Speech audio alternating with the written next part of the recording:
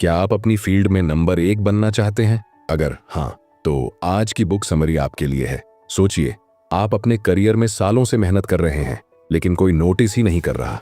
आपने कड़ी मेहनत की, डिग्रियां ली, स्किल्स सीखी, लेकिन आप अभी भी एवरेज हैं। क्यों? क्या मेहनत ही सब कुछ है? क्या टैलेंट से ही लोग मास्टर बनते हैं? या फिर मास्टरी हासिल करने का कोई सीक्रेट है जो दुनिया के सबसे सफल लोग जानते हैं, लेकिन बाकी लोग नहीं? रॉबर्ट ग्रीन कहते हैं, दुनिया में कोई भी इंसान जन्म से मास्टर नहीं होता, लेकिन कोई भी इंसान मास्टर बन सकता है। लेकिन सवाल उठता है, मास्टरी कैसे हासिल करें? क्या कोई शॉर्टकट है? क्या सिर्फ 10,000 घंटे प्रैक्टिस करना काफी है? या फिर इसके पीछे कोई गहरी साइंस और स्ट्रैटेजी है? इसी सवाल का जवाब देती है ये किताब, मास्टरी, रॉबर्ट ग्रीन द्वारा। मास्टरी, वो किताब जो आपको एक्स्ट्रा ऑर्डिनरी बना सकती है। मास्टरी सिर्फ एक किताब नहीं, यह एक रोड मैप है जो आपको सिखाती है कि कैसे किसी भी स्किल और फील्ड में एक्सपर्ट बना जा सकता है। इस किताब के लेखक रॉबर्ट ग्रीन हैं, जो मनोविज्ञान, इतिहास और पावर गेम्स को डीकोड करने के लिए जाने जाते हैं। उन्होंने इससे पहले 48 laws of power, the art of seduction और द 33 स्ट्रेटजीज ऑफ वॉर जैसी पावरफुल बुक्स लिखी हैं। लेकिन मास्टरी उनकी सबसे खास किताब मानी जाती है, क्योंकि यह उन सिद्धांतों को उजागर करती है जिन्हें अपनाकर कोई भी इंसान नंबर 1 बन सकता है। इस बुक में उन्होंने दुनिया के सबसे बड़े मास्टर्स की लाइफ को डीकोड किया है। लियोनार्डो दा विंची, कैसे एक गरीब लड़का दुनिया का सबसे बड़ा आर्टिस्ट बना। मोजार्ट, कैसे उन्होंने 6 साल की उम्र में ही मास्टरी के संकेत दिखाए। अल्बर्ट आइंस्टीन, कैसे उन्होंने साइंटिफिक रूल्स को तोड़कर नई खोज की। माइकल फाराडे, कैसे बिना डिग्री के दुनिया के सबसे बड़े साइंटिस्ट बने। स्टीव जॉब्स, कैसे उन्होंने एप्पल को दुनिया की सबसे इनोवेटिव कंपनी बनाया। रॉबर्ट ग्रीन ने इन सब की लाइफ से एक पैटर्न निकाला जो आपको भी आपकी फील्ड में मास्टर बना सकता है। आजकल हर कोई शॉर्टकट्स खोज रहा है, गेट रिच क्विक स्कीम्स, 30 दिन में सक्सेस पाने के तरीके और सक्सेस विदाउट हार्ड वर्क जैसी बकवास बातें। लेकिन इतिहास को देखिए, लियोनार्डो दा विंची ने 10 साल तक पेंटिंग की छोटी छोटी डिटेल्स पर काम किया, तब जाकर मोनालिसा बनी। माइकल जॉर्डन हर दिन 6 घंटे प्रैक्टिस करते थे, इसलिए वे बास्केटबॉल के नंबर 1 थे। आइंस्टाइन ने अपने दिमाग को 20 साल तक ट्रेन किया, तब जाकर थ्योरी ऑफ रिलेटिविटी आई। ये लोग स्पेशल नहीं थे, उन्होंने एक खास पैटर्न फॉलो किया जिसे हम कहते हैं दी पाथ टू मास्टरी। अगर आप सोचते हैं कि मास्टरी सिर्फ टैलेंटेड लोगों के लिए है, तो आप गलत हैं। रॉबर्ट ग्रीन बताते हैं कि हर इंसान के अंदर मास्टरी की क्षमता होती है, बस उसे सही तरीके से बाहर लाना पड़ता है। लेकिन कैसे अपने सही कॉलिंग को पहचानें और फॉलो करें, कैसे एक सही मेंटर को चुनें और अपनी स्किल्स डेवलप करें, कैसे 10,000 घंटे की प्रैक्टिस से भी ज्यादा पावरफुल तरीका अपनाएं, कैसे क्रिएटिविटी और इंस्टिंक्ट को मास्टरी में बदलें, इन सारे सवालों का जवाब इस वीडियो में मिलेगा। इस वीडियो को देखने के बाद आप सिर्फ मास्टरी का कॉन्सेप्ट नहीं समझेंगे, बल्कि इसे अपनी लाइफ में अप्लाई कर पाएंगे। आप जान पाएंगे कि दुनिया के सबसे सफल लोगों ने असल में क्या किया जिससे वे लीजेंड बने। और सबसे जरूरी, आप अपनी फील्ड के नंबर 1 एक्सपर्ट बनने का सफर शुरू कर देंगे। तो चलिए शुरू करते हैं। अध्याय 1, अपने बुलावे की खोज, जीवन का कार्य, डिस्कवर योर कॉलिंग। क्या आपको सच में पता है कि आपको अपनी लाइफ में क्या करना है? सोचिए, एक ट्रेन अपनी पूरी रफ्तार से आगे बढ़ रही है, लेकिन उस ट्रेन में बैठे किसी भी यात्री को यह नहीं पता कि यह कहां जा रही है। अब सोचिए कि आप भी उसी ट्रेन में हैं। आपके आसपास के लोग उतर रहे हैं, कुछ नए लोग चढ़ रहे हैं, और आप बस बैठे बैठे यह सोच रहे हैं, क्या मैं सही दिशा में जा रहा हूं? अगर आपकी लाइफ भी कुछ ऐसी ही लगती है, तो इसका सीधा मतलब है कि आपने अभी तक अपना बुलावा, कॉलिंग नहीं पहचाना। ऑथर कहते हैं, अगर आपको नहीं पता कि आपको लाइफ में क्या करना है, तो बाकी दुनिया आपको बताएगी कि क्या करना चाहिए। लेकिन क्या सच में कोई तरीका है जिससे आप अपनी लाइफ का सही रास्ता पहचान सकें? क्या मास्टरी की शुरुआत यहीं से होती है? क्या सिर्फ पैशन काफी है? हर जगह आपको यह सुनने को मिलेगा, अपने पैशन को फॉलो करो। लेकिन अगर सिर्फ पैशन से कोई सफल होता, तो दुनिया में करोड़ों लोग बिना किसी संघर्ष के नंबर 1 बन जाते। अगर सिर्फ पैशन से मास्टरी मिलती, तो हर इंसान अपने करियर में खुश होता। सच ये है कि पैशन सिर्फ एक शुरुआती संकेत है, लेकिन असली बुलावा गहरी खोज से आता है। ऑथर बताते हैं कि मास्टर्स को उनका असली बुलावा कैसे मिला, दुनिया के सबसे बड़े मास्टर्स को उनका कॉलिंग कैसे मिला। 1, लियोनार्डो दा विंची, जब एक पेंटर वैज्ञानिक बन गया। लियोनार्डो बचपन में स्कूल में ध्यान नहीं देते थे, लेकिन उन्हें जानवरों और मशीनों की ड्राइंग बनाने में मजा आता था। 14 साल की उम्र में उन्होंने एक मास्टर पेंटर के साथ ट्रेनिंग शुरू की, लेकिन उन्हें सिर्फ पेंटिंग में ही नहीं बल्कि हर चीज की गहराई में जाने में दिलचस्पी थी। इसीलिए वे सिर्फ एक पेंटर नहीं बने, बल्कि इंजीनियर, साइंटिस्ट और इन्वेंटर भी बने। अगर उन्होंने सिर्फ पेंटर बनने को अपना पैशन मान लिया होता तो शायद वे कभी मास्टरी तक नहीं पहुंचते। 2. मोजार्ट। जब एक बच्चा जन्म से मास्टर बना। मोजार्ट ने 4 साल की उम्र में पियानो बजाना शुरू किया। 6 साल की उम्र में उन्होंने अपना पहला कंपोजिशन लिखा। लेकिन क्या यह सब टैलेंट था? नहीं, उनके पिता एक म्यूजिक टीचर थे जिन्होंने उन्हें सही दिशा दिखाई। 3. Albert Einstein. जब स्कूल का एवरेज स्टूडेंट साइंस का भगवान बना। आइंस्टीन बचपन में पढ़ाई में एवरेज थे, लेकिन उन्हें सवाल पूछना बहुत पसंद था। टाइम क्या होता है, यूनिवर्स कैसे काम करता है। उनका असली बुलावा गणित के फॉर्मूलों में नहीं बल्कि गहरे सवालों में छिपा था। इसीलिए उन्होंने थ्योरी ऑफ रिलेटिविटी खोजी, जो पूरी साइंस को बदलने वाली थी। अगर आइंस्टाइन ने सिर्फ स्कूल की पढ़ाई को ही सीरियस लिया होता तो वे कभी मास्टर नहीं बन पाते। अब सवाल उठता है, अगर आपको अभी तक अपना बुलावा नहीं मिला तो आप इसे कैसे खोज सकते हैं? क्या कोई साइंटिफिक तरीका है जिससे हम जान सकें कि हमें क्या करना चाहिए? ऑथर इसके लिए 3 चीजें बताते हैं। 1. बचपन की झलकियां। बचपन में आपको किस चीज में सबसे ज्यादा मजा आता था? क्या आप किसी चीज में घंटों डूब जाते थे बिना थके? यही आपकी मास्टरी की पहली झलक हो सकती है। दूसरों की राय। लोग अक्सर आपको किस चीज के लिए पसंद करते हैं? क्या वे कहते हैं कि तुम इस चीज में नेचुरली अच्छे हो? शायद वही आपका असली बुलावा हो। 3. बार बार आने वाला पैटर्न। अगर आप अपनी लाइफ को देखें तो क्या कोई पैटर्न दिखता है? बार बार कौन सी चीज आपको सबसे ज्यादा आकर्षित करती है? शायद वहीं आपका कॉलिंग छिपा हो। आज से ही अपने बुलावे को ढूंढना शुरू करें। 1. अपनी लाइफ का ऑडिट करें। एक पेपर उठाइए और लिखिए, बचपन में मुझे क्या करना पसंद था? अभी कौन सी चीज मुझे सबसे ज्यादा एक्साइट करती है? लोग किस चीज के लिए मेरी तारीफ करते हैं? 2. अपने काम को एक्सप्लोर करें। अगर आपको अभी तक अपना बुलावा नहीं मिला तो हर चीज ट्राई करें, नए स्किल्स सीखें, अलग अलग चीजों को एक्सप्लोर करें। 3. अपने काम को गेम बनाइए। जब तक आपको अपना बुलावा न मिले तब तक हर काम को एक एक्सपेरिमेंट की तरह लीजिए। सीखें, गिरें, फिर उठें, और जब असली बुलावा मिले तो उसमें मास्टरी हासिल करें। अब तक आपने जाना कि दुनिया के सबसे बड़े मास्टर्स को उनका असली बुलावा कैसे मिला, लेकिन सिर्फ बुलावा पहचानना काफी नहीं है। अब सवाल यह उठता है, क्या सिर्फ पैशन से मास्टरी मिल सकती है या फिर इसके लिए एक सही अप्रोच चाहिए? क्या किसी भी स्किल में मास्टर बनने के लिए कोई सिस्टम है? इसका जवाब मिलेगा अगले चैप्टर में। अध्याय 2, आदर्श शिक्षुता, सीखने की सही कला। Submit to the apprenticeship process. सीखना सबको आता है, लेकिन सही तरीके से सीखना बहुत कम लोगों को आता है। सोचिए, 2 लोग एक ही स्किल सीख रहे हैं, दोनों की उम्र, टैलेंट और मेहनत बराबर है, लेकिन 10 साल बाद पहला इंसान सिर्फ एवरेज बना रहता है, जबकि दूसरा इंसान अपनी फील्ड में नंबर 1 बन चुका होता है। क्यों? क्या दूसरे इंसान के पास कोई गॉड गिफ्टेड टैलेंट था? क्या उसने ज्यादा मेहनत की, या फिर उसने कोई ऐसा तरीका अपनाया जिससे वह बाकी सबसे आगे निकल गया? ऑथर कहते हैं, असली फर्क पड़ता है कैसे सीखा जाए। इस पर सिर्फ स्किल सीखना ही काफी नहीं, बल्कि सही तरीके से सीखना ही असली मास्टरी का पहला स्टेप है। और यही कारण है कि हर सफल इंसान के जीवन में एक बेहद जरूरी फेज आता है, शिक्षुता।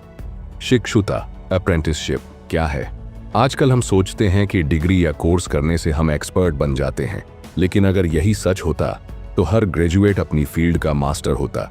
सच्चाई यह है कि असली सीखने का प्रोसेस कॉलेज या क्लासरूम से नहीं, बल्कि शिक्षुता से शुरू होता है। शिक्षुता का मतलब है किसी मास्टर से सीखना, उनके तरीके अपनाना और धीरे धीरे अपनी खुद की स्किल डेवलप करना। हर मास्टर पहले एक शिक्षु था। दा विंची ने अपने मास्टर वर्रोकियो के साथ कई साल बिताए। माइकल फाराडे ने सर ह्यूम्फ्री डेवी के अंडर में फ्री में काम किया ताकि वे उनसे सीख सकें। एलॉन मस्क ने रॉकेट साइंस किसी यूनिवर्सिटी में नहीं, बल्कि सीधे एक्सपर्ट्स के साथ काम करके सीखी।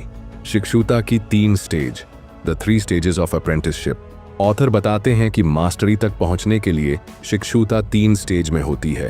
पहला स्टेप, गहरी ऑब्जर्वेशन, डीप ऑब्जर्वेशन। सबसे पहले आपको बस देखना है, अपने मेंटर को ऑब्जर्व करें, उनके तरीकों को समझें बिना किसी सवाल या जजमेंट के। हर मास्टर का कोई ना कोई छुपा हुआ तरीका होता है, उसे पकड़ने की कोशिश करें। एग्जाम्पल, बेंजामिन फ्रैंकलिन, उन्होंने शुरुआत में सिर्फ पढ़ा और ऑब्जर्व किया। उन्होंने किसी को यह नहीं बताया कि वे एक महान राइटर बनना चाहते हैं। बस हर दिन वे बेस्ट राइटर्स को पढ़ते और उनकी तकनीक को समझते गए। सबसे पहले सिर्फ देखो और सीखो, मत बोलो। दूसरा स्टेप, गहरी practice, skill acquisition and practice. अब सिर्फ देखना काफी नहीं, अब आपको अपने हाथ गंदे करने होंगे। छोटी छोटी स्किल्स पर लगातार काम करें, हर गलती से सीखें और उसे बार बार सुधारें। Example, Mozart. 6 साल की उम्र में मोजार्ट ने पहला कंपोजिशन लिखा, लेकिन यह मास्टरपीस नहीं था। उन्होंने हजारों घंटे अभ्यास किया, गलतियां की, फिर सीखा और धीरे धीरे मास्टर बन गए। सीखना सिर्फ थ्योरी से नहीं, बल्कि लगातार प्रैक्टिस से होता है। तीसरा स्टेप, स्वतंत्र प्रयोग, क्रिएटिव एक्सपेरिमेंटेशन। अब आपने मेंटर से सीखा, आपने अभ्यास किया, अब बारी है खुद कुछ नया करने की। अब आप अपने खुद के तरीके विकसित करें, अब मास्टरी आपके करीब है। Example, Pablo Picasso. उन्होंने शुरुआत में पुराने मास्टर्स को कॉपी किया, लेकिन जब उन्होंने अपनी खुद की स्टाइल बनाई, तभी वे इतिहास के सबसे बड़े आर्टिस्ट बने। मास्टरी तब आती है जब आप दूसरों की तकनीक को अपनाकर उसे अपनी शैली में बदलते हैं। सीखने की सबसे बड़ी गलतियां, बिगेस्ट मिस्टेक्स इन लर्निंग। 1, जल्दी सफल होने की चाह। अगर आप सीखने के प्रोसेस को स्किप करना चाहेंगे तो आप मास्टर नहीं बन सकते। दूसरा, खुद को बहुत स्मार्ट समझना। अगर आप अपने मेंटर से बहस करेंगे या सब कुछ पहले से जानते हैं तो आप कभी नहीं सीख पाएंगे। 3, सिर्फ थ्योरी पर फोकस करना। सिर्फ किताबें पढ़ने से कोई मास्टर नहीं बनता। असली मास्टरी के लिए लगातार प्रैक्टिस जरूरी है। अब इसे अपनी जिंदगी में लागू करना शुरू करें। 1, अपने लिए सही मेंटर खोजें। जिस फील्ड में आपको मास्टरी चाहिए, वहां के बेस्ट लोगों को फॉलो करें। 2, शुरुआत में सिर्फ सीखें, सवाल कम करें, सुनिए, देखिए और समझिए, जल्दीबाजी मत करें। 3, लगातार प्रैक्टिस करें जब तक कि आप एक्सपर्ट न बन जाएं। हर दिन थोड़ा थोड़ा सुधार करें। 4, एक बार जब आपको बेसिक्स समझ आ जाएं तो अपनी खुद की स्टाइल डेवलप करें। यहीं से मास्टरी की असली शुरुआत होती है। अब तक आपने जाना कि सही तरीके से सीखना मास्टरी के सफर का पहला बड़ा कदम है। लेकिन क्या मेंटर के बिना कोई मास्टर बन सकता है? मेंटर का सही चुनाव कैसे करें? कैसे दुनिया के सबसे बड़े लीडर्स और बिजनेसमैन अपने गुरुओं से सीखकर नंबर 1 हो जाते हैं? इसका जवाब मिलेगा अगले चैप्टर में। अध्याय 3, मेंटर की शक्ति को आत्मसात करें। Absorb the power of a mentor.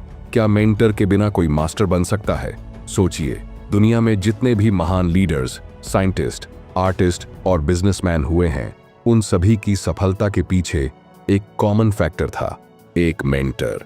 Alexander the great को एरिस्टोटल ने गाइड किया। इलॉन मस्क ने रॉकेट साइंस किसी कॉलेज में नहीं, बल्कि रियल एक्सपर्ट्स से सीखकर मास्टरी हासिल की। माइकल जॉर्डन को उनके कोच फिल जैक्सन ने बास्केटबॉल के लीजेंड में बदल दिया। स्टीव जॉब्स ने भी अपने जीवन में कई महान लोगों से सीखा, जिसने उन्हें टेक्नोलॉजी की दुनिया का क्रांतिकारी बना दिया। ऑथर कहते हैं, मेंटर के बिना मास्टरी संभव तो है, लेकिन बेहद मुश्किल और लंबी। अगर आप खुद ही सब कुछ सीखने की कोशिश करेंगे तो आप गलतियां भी खुद ही करेंगे और सीखने में 10 गुना ज्यादा समय लगेगा। एक सही मेंटर आपकी ग्रोथ को 10 गुना तेज कर सकता है। मेंटरशिप क्यों जरूरी है? आज के दौर में लोग सोचते हैं कि मुझे किसी मेंटर की जरूरत नहीं, मैं खुद सब सीख लूंगा।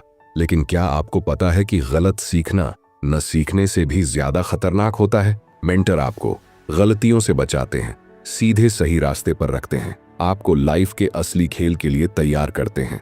हकीकत में वह शायद कुछ ही दिनों में हार मान लेगा। अगर आपको तेजी से आगे बढ़ना है तो आपको किसी न किसी मेंटर की जरूरत पड़ेगी। दुनिया के सबसे बड़े मास्टर्स ने अपने मेंटर से कैसे सीखा? 1, बेंजामिन फ्रैंकलिन। सीखने की गुप्त तकनीक। फ्रैंकलिन को लिखने में कोई खास टैलेंट नहीं था, लेकिन वे महान लेखक बनना चाहते थे। उन्होंने किसी से फॉर्मल ट्रेनिंग नहीं ली, बल्कि बेस्ट राइटर्स को मेंटर की तरह इस्तेमाल किया। वे हर दिन उनकी किताबें पढ़ते, उनके लिखने की स्टाइल को डिकोड करते और खुद को लगातार सुधारते। कुछ ही सालों में वे अमेरिका के सबसे प्रभावशाली लेखकों में से एक बन गए। अगर आपको कोई फिजिकल मेंटर नहीं मिल रहा तो बेस्ट लोगों की किताबें और उनके काम को गहराई से स्टडी करें। 2, माइकल फाराडे। एक साइंटिस्ट की अनोखी अप्रेंटिसशिप। फैराडे गरीब परिवार से थे और पढ़ाई की कोई खास डिग्री नहीं थी, लेकिन उन्हें साइंस से प्यार था। इसलिए उन्होंने सर हम्फ्री डेवी को अपना मेंटर बनाने का फैसला किया। वे उनके लिए फ्री में काम करने को तैयार हो गए ताकि उनके ज्ञान को सीख सकें। कुछ ही सालों में वे इतने महान वैज्ञानिक बन गए कि उनकी खोजों ने पूरे इलेक्ट्रिसिटी के युग की शुरुआत कर दी। मेंटर से सीखने का सबसे अच्छा तरीका है उनके आसपास रहना और हर छोटी बात को ऑब्जर्व करना। कैसे सही मेंटर खोजें? ऑथर बताते हैं कि मेंटरशिप के लिए सही व्यक्ति को चुनना बेहद जरूरी है, वरना गलत मेंटर आपकी पूरी दिशा भटका सकता है। मेंटर चुनने के 3 सोने के नियम। पहला नियम, वह व्यक्ति खुद उस लेवल पर पहुंचा हो जहां आप जाना चाहते हैं। अगर आप बिजनेस सीखना चाहते हैं तो किसी असली बिजनेसमैन से सीखें, न कि सिर्फ मोटिवेशनल स्पीकर से। 2, वह सख्त हो लेकिन प्रैक्टिकल हो। असली मेंटर आपको खुश करने के लिए नहीं बल्कि सुधारने के लिए होते हैं। 3, मेंटर वही चुने जिसकी सोच और सिद्धांत आपके फील्ड में बेस्ड हों। सिर्फ फेमस लोगों को मेंटर न माने बल्कि सही नॉलेज रखने वालों को चुने। मेंटर से सीखने की 3 बेहतरीन टेक्निक्स। 1, अज्ञानी बनकर सीखो। Learn like a blank slate. हमेशा मानकर चलें कि आपको कुछ नहीं आता। जो भी सीखें उसे बिना किसी जजमेंट के अपनाएं। 2, छोटी जिम्मेदारियां खुद लें। Take small responsibilities. मेंटर को सिर्फ फॉलो मत करो, उनके काम में हेल्प करने की कोशिश करो। इससे आपको प्रैक्टिकल एक्सपीरियंस मिलेगा और मेंटर की नजरों में आपकी वैल्यू बढ़ेगी। 3, सीधे सवाल मत पूछो, उनके जवाब खुद खोजो। Find answers before asking. हर छोटी चीज के लिए मेंटर से सवाल मत पूछो, पहले खुद रिसर्च करो। सिर्फ उन्हीं सवालों के जवाब पूछो जिनका हल खुद निकालना मुश्किल है। मेंटरशिप में सबसे बड़ी गलतियां। 1, जल्दी मेंटर बदलना। सीखने में टाइम लगता है। अगर आप बार बार मेंटर बदलेंगे तो आप कहीं नहीं पहुंचेंगे। 2, सीखते ही मेंटर को चैलेंज करना। पहले उनके तरीके को पूरी तरह से अपनाइए, फिर अपनी खुद की स्टाइल डेवलप करें। 3, सिर्फ सुनना लेकिन करना नहीं। अगर आप मेंटर से सीखकर उसे अप्लाई नहीं करेंगे तो आपकी पूरी मेंटरशिप बेकार चली जाएगी। आज से ही अपना मेंटर खोजें और सीखना शुरू करें। ये आसान कदम अपनाएं। 1, अपने फील्ड में सबसे बेस्ट लोगों की लिस्ट बनाइए। किससे सीख सकते हैं? उनकी किताबें पढ़ें, वीडियोस देखें, उनके तरीके समझें। 2, किसी एक्सपर्ट के साथ काम करने की कोशिश करें, उनकी टीम का हिस्सा बने, उनके साथ काम करें और सीखें। 3, सीखने की आदत डालें, घमंड को छोड़ें। सिर्फ मेंटर चुनना काफी नहीं, उनके बताई गई बातों को अप्लाई करना सबसे जरूरी है। अब तक आपने जाना कि मेंटरशिप मास्टरी के सफर का सबसे तेज रास्ता है, लेकिन क्या मेंटरशिप ही सब कुछ है? क्या सिर्फ तकनीकी स्किल्स ही सफलता के लिए जरूरी है, या फिर हमें लोगों को समझने और सही नेटवर्क बनाने की भी जरूरत है? इसका जवाब मिलेगा अगले चैप्टर में। अध्याय 4, लोगों को जैसे हैं वैसे देखें। सामाजिक बुद्धिमत्ता, डेवलप सोशल इंटेलिजेंस। सिर्फ मेहनत करने से कोई सफल नहीं होता, लोगों को समझना भी आना चाहिए।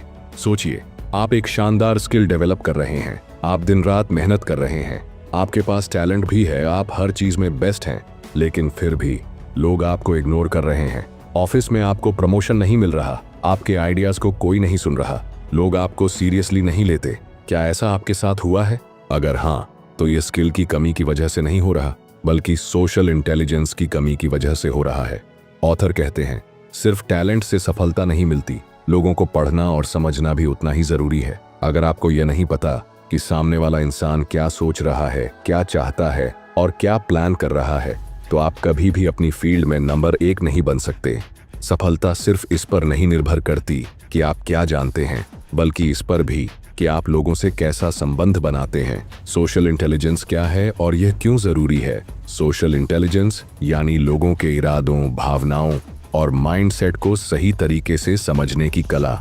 इमेजिन कीजिए, अगर आप किसी से बिजनेस डील कर रहे हैं लेकिन आपको यह समझ नहीं आ रहा कि सामने वाला क्या चाहता है, तो क्या आप सफल होंगे? अगर आप ऑफिस में मेहनत कर रहे हैं लेकिन आपको यह नहीं पता कि बॉस को क्या पसंद है, तो क्या आपको प्रमोशन मिलेगा? अगर आप किसी टीम को लीड कर रहे हैं लेकिन आपकी टीम आपसे सही तरीके से कनेक्ट नहीं कर पा रही, तो क्या आप लीडर बन सकते हैं?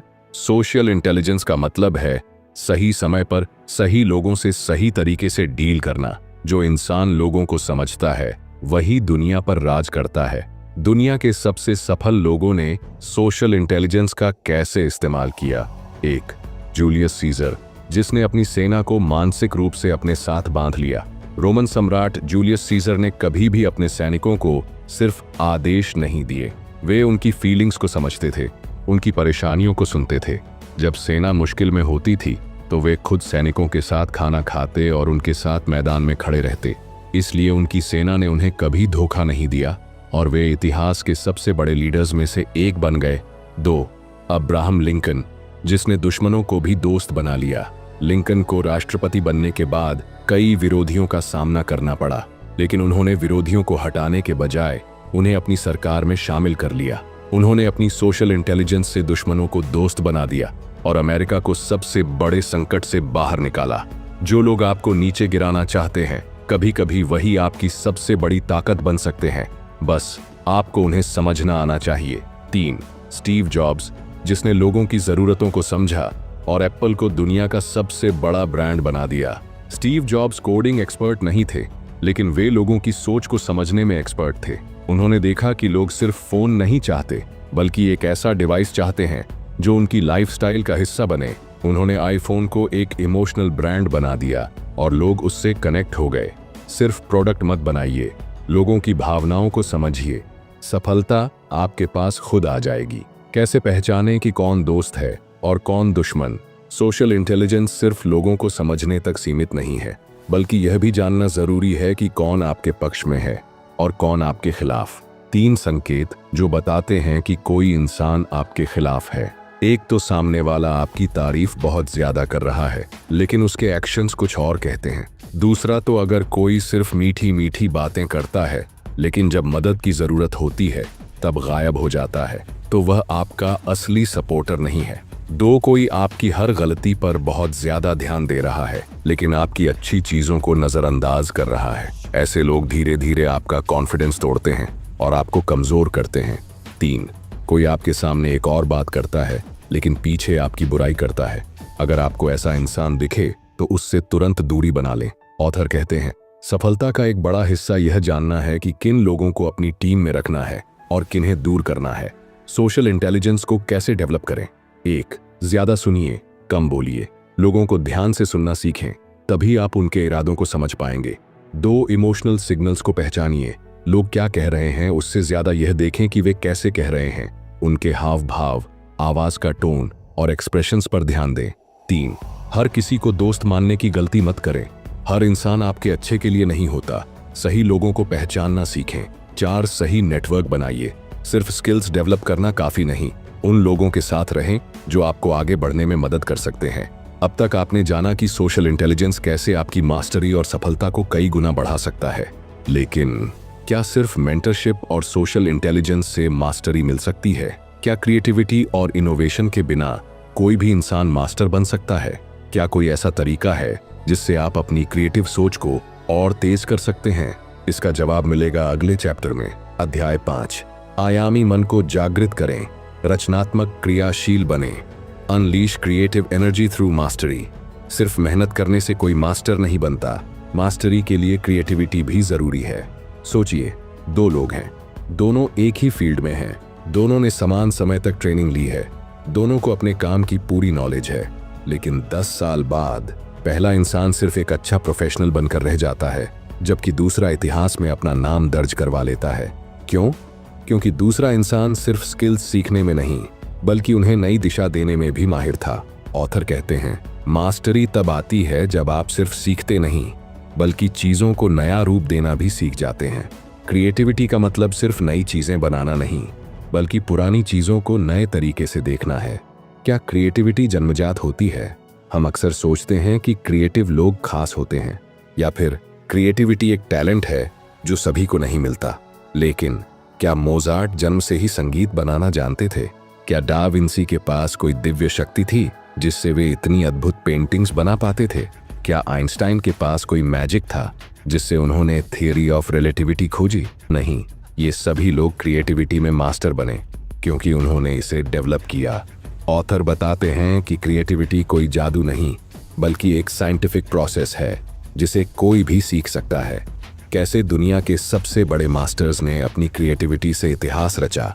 1. लियोनार्डो दा विंची, जब एक पेंटर ने साइंस एंड आर्ट को जोड़ दिया। लियोनार्डो सिर्फ एक पेंटर नहीं थे, बल्कि वे इंजीनियर, साइंटिस्ट और इन्वेंटर भी थे। वे मानव शरीर की स्टडी करते, उसकी संरचना को समझते और फिर उसे अपनी पेंटिंग्स में लागू करते। उनकी क्रिएटिव सोच ने मोनालिसा को सिर्फ एक पेंटिंग नहीं, बल्कि दुनिया का सबसे चर्चित आर्ट बना दिया। अगर आप अलग अलग चीजों को जोड़ सकते हैं तो आप क्रिएटिविटी के मास्टर बन सकते हैं। 2. अल्बर्ट आइंस्टीन, जिसने सोचा कि अगर मैं लाइट की स्पीड से दौड़ूं तो क्या होगा। आइंस्टाइन की सबसे बड़ी खोज थियरी ऑफ रिलेटिविटी एक जिज्ञासा से शुरू हुई थी। उन्होंने सोचा, अगर कोई इंसान लाइट की स्पीड से दौड़े तो क्या होगा। इस सवाल ने उन्हें ऐसी खोज की तरफ मोड़ दिया जिसने फिजिक्स की दुनिया ही बदल दी। बड़ी खोजें हमेशा बड़े सवालों से शुरू होती हैं। 3. स्टीव जॉब्स, जिसने टेक्नोलॉजी को एक आर्ट बना दिया।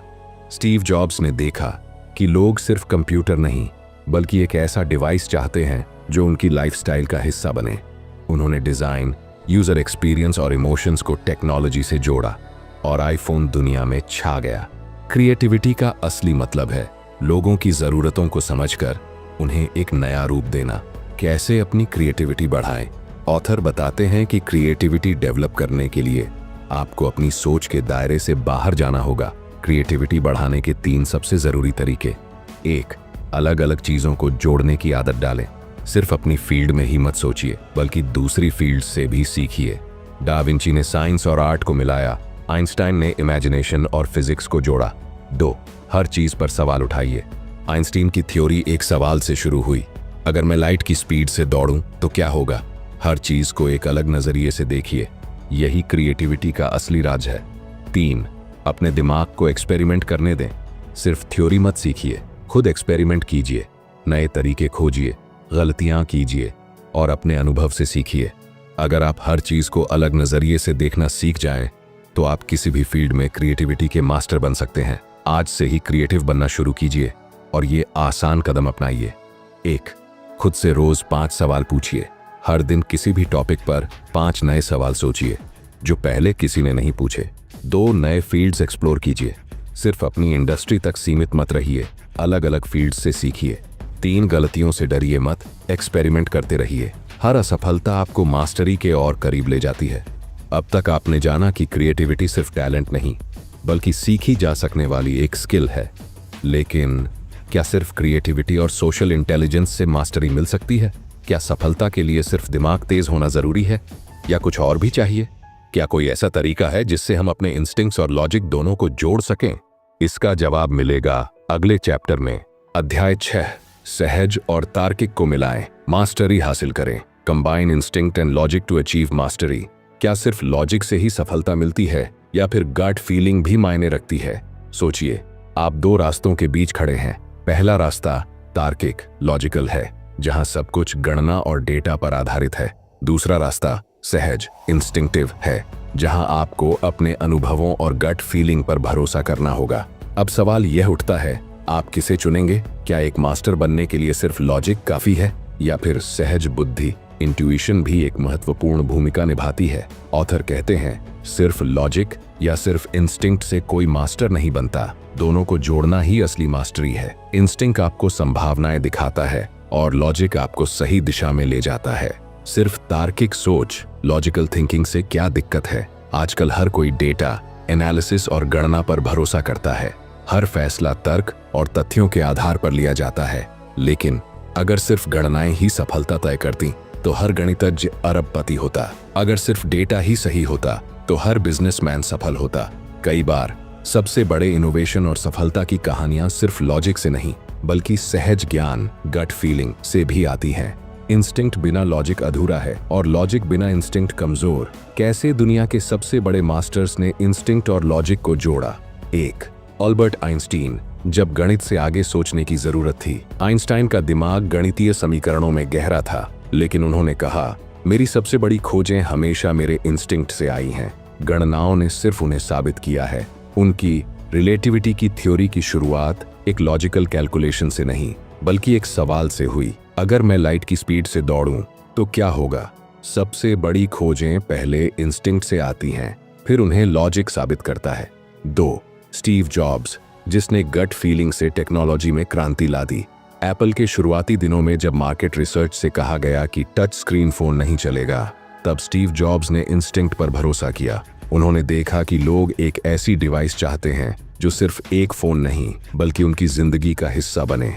आईफोन का जन्म डेटा नहीं बल्कि एक सहज निर्णय से हुआ। जो लोग सिर्फ डेटा पर भरोसा करते हैं वे बस अच्छा काम करते हैं, लेकिन जो इंस्टिंक्ट को साथ रखते हैं वे दुनिया बदलते हैं। 3. ब्रूस ली, जिसने फाइटिंग में इंस्टिंक्ट और लॉजिक को मिलाया। ब्रूस ली ने हर फाइटिंग स्टाइल को सीखा, लेकिन उन्होंने देखा कि सिर्फ नियमों से फाइटिंग में मास्टरी नहीं मिलती। उन्होंने अपनी फाइटिंग स्टाइल में इंस्टिंक्ट और फ्लेक्सिबिलिटी को जोड़ा। उनका famous quote be like water यही दिखाता है कि जब लॉजिक और सहजता मिलते हैं तब परफेक्शन आता है। सिर्फ रूल्स मत फॉलो करो, उन्हें अपने हिसाब से ढालो। इंस्टिंक्ट और लॉजिक को एक साथ कैसे लाएं? 1. अपनी इंस्टिंक्ट पर भरोसा करें, लेकिन उसे टेस्ट भी करें। हर गट फीलिंग को तुरंत सच मत मानिए, उसे पहले परखिए। अगर आपका दिमाग किसी फैसले की ओर बार बार इशारा कर रहा है तो उसके पीछे लॉजिक ढूंढिए। 2. डेटा से सीखें, लेकिन सिर्फ डेटा पर निर्भर मत रहें। मार्केट रिसर्च जरूरी है, लेकिन कई बार फ्यूचर ट्रेंड्स सिर्फ इंस्टिंक्ट से ही पहचाने जा सकते हैं। 3. ज्यादा एक्सपेरिमेंट करें। सिर्फ किताबें पढ़ने से या सोचने से इंस्टिंक्ट नहीं बढ़ता। इसके लिए आपको लगातार छोटे छोटे एक्सपेरिमेंट करने होंगे। 4. अपने दिमाग को फ्लेक्सिबिलिटी दें। सिर्फ लॉजिक मत अपनाइए, अपने सोचने के पैटर्न को एक्सपेंडिंग मोड में रखिए। आज से ही अपनी गट फीलिंग को समझना शुरू करें और ये आसान कदम अपनाइए। 1. जब भी आपको कोई गट फीलिंग आए उसे एक बार जांचें, क्या इसके पीछे कोई लॉजिक है, क्या इसे टेस्ट किया जा सकता है। 2. जब भी कोई डेटा या तर्क आपके इंट्यूशन से टकराए तो दोनों का बैलेंस बनाइए। जरूरी नहीं कि जो डेटा कह रहा है वही सही हो, और जरूरी नहीं कि जो इंस्टिंक्ट कह रहा है वह गलत हो। 3. अपने अनुभवों से सीखिए। जितने ज्यादा एक्सपेरिमेंट करेंगे आपका इंस्टिंक्ट उतना ही शार्प होगा। 4. अपने दिमाग को सोचने के लिए फ्री स्पेस दें। हर चीज को एक ही तरीके से मत देखिए, अपने दिमाग को एक्सप्लोर करने दें। मास्टरी एक मंजिल नहीं, एक सफर है। सोचिए, आपने सही बुलावा कॉलिंग खोज लिया, आपने सही मेंटोर से सीखा, आपने सोशल इंटेलिजेंस विकसित की, आपने क्रिएटिविटी को अपनाया, आपने इंस्टिंक्ट और लॉजिक को बैलेंस किया। अब सवाल उठता है, क्या यही मास्टरी है? क्या अब आपको कोई और मेहनत करने की जरूरत नहीं? ऑथर कहते हैं, मास्टरी कोई गंतव्य नहीं, यह एक यात्रा है जो कभी खत्म नहीं होती। असली मास्टर्स वे नहीं होते जो एक बार सफल होकर रुक जाते हैं। असली मास्टर्स वे होते हैं जो लगातार सीखते रहते हैं, लगातार खुद को अपग्रेड करते रहते हैं। अगर आप मास्टर बनने के बाद सीखना बंद कर देते हैं तो धीरे धीरे आप पीछे छूटने लगते हैं। क्यों ज्यादातर लोग मास्टरी के बाद भी गिर जाते हैं? इतिहास में कई ऐसे लोग हुए हैं जो अपनी फील्ड में मास्टर बन गए लेकिन फिर वे खत्म हो गए। कोडाक, जिन्होंने कैमरा इंडस्ट्री पर राज किया लेकिन समय के साथ खुद को बदला नहीं। नोकिया, जो मोबाइल की दुनिया के लीडर थे लेकिन बदलती टेक्नोलॉजी के साथ तालमेल नहीं बैठा पाए। माइक टायसन, जो बॉक्सिंग में मास्टर बन गए लेकिन खुद को कंट्रोल नहीं कर पाए और गिर गए। मास्टरी की सबसे बड़ी दुश्मन होती है सेल्फ सेटिस्फैक्शन, खुद से संतुष्ट हो जाना। अगर आपको लगता है कि आप सब कुछ सीख चुके हैं तो वहीं से आपका पतन शुरू हो जाता है। सफल लोग कभी सीखना बंद नहीं करते, वे हमेशा अपग्रेड होते रहते हैं। कैसे आप मास्टरी को बनाए रख सकते हैं? ऑथर बताते हैं कि असली मास्टर्स के अंदर एक खास क्वालिटी होती है, एंडलेस लर्निंग माइंडसेट, हमेशा सीखने की आदत। मास्टरी को बनाए रखने के 3 गोल्डन रूल्स। 1. खुद को हमेशा एक विद्यार्थी समझें, चाहे आप कितने भी सफल हो जाएं, यह मानकर चलें कि अभी भी बहुत कुछ सीखना बाकी है। 2. हर 5 से 10 साल में खुद को दोबारा इन्वेंट करें, दुनिया बदलती रहती है, अगर आप खुद को समय के साथ नहीं बदलेंगे तो आप पिछड़ जाएंगे। 3. अपने ज्ञान को दूसरों के साथ साझा करें, जो लोग अपनी मास्टरी को दूसरों तक पहुंचाते हैं वे कभी फेल नहीं होते। जब आप खुद को बार बार रीइन्वेंट करना सीख जाते हैं तो आपकी मास्टरी कभी खत्म नहीं होती। अब आपके पास मास्टरी का पूरा सिस्टम है। अब तक आपने जाना कि बुलावा कॉलिंग पहचानना जरूरी है, मेंटरशिप से आप तेजी से आगे बढ़ सकते हैं, लोगों को समझना, सोशल इंटेलिजेंस जरूरी है, क्रिएटिविटी और इनोवेशन मास्टरी का हिस्सा है, इंस्टिंक्ट और लॉजिक दोनों का बैलेंस जरूरी है, और सबसे जरूरी, मास्टरी कभी खत्म नहीं होती, इसे बनाए रखना भी एक कला है। अब फैसला आपके हाथ में है, आप सिर्फ सीख कर रुकना चाहते हैं या इसे अपनी जिंदगी में अप्लाई करके असली मास्टर बनना चाहते हैं? ज्ञान सिर्फ तभी ताकत बनता है जब उसे अप्लाई किया जाए। अब आप मास्टरी का पूरा सिस्टम समझ चुके हैं, लेकिन अगर आप अनुशासन को भी अपनी जिंदगी में जोड़ना चाहते हैं, सीखना चाहते हैं कि कैसे अनुशासित बने, तो इस वीडियो में क्लिक करें। हम आपसे वहीं मिलेंगे। धन्यवाद।